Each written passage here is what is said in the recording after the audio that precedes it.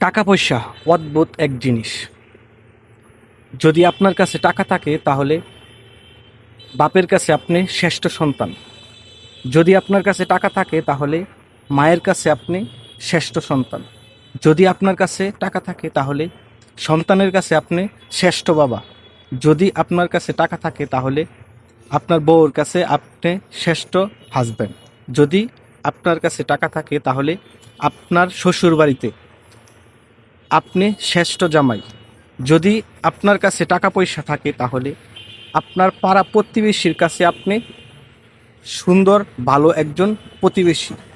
যদি আপনার কাছে টাকা থাকে তাহলে আপনার থেকে ভালো মানুষ আর নাই। বর্তমান সময়ে তেলের মাথাতেই সকলেই তেল দেয়।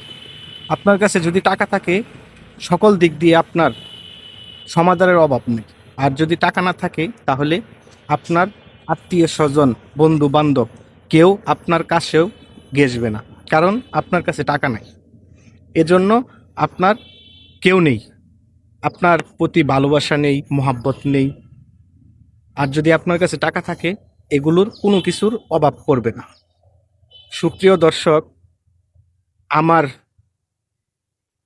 মন থেকে যা বুঝতে পারলাম তা আপনাদের সাথে শেয়ার করলাম। আপনারা যারা যারা এই পরিস্থিতির শিকার হয়েছেন অবশ্যই কমেন্টস করে জানাবেন। এই দুনিয়ায় বর্তমান সময়ে সমস্ত কিছুই টাকার উপরে নির্ভরশীল। এই টাকার জন্য এত হইচই, ঝগড়া ফ্যাসাদ, বিভিন্ন জায়জাম। প্রিয় দর্শক, সকলকে ধন্যবাদ।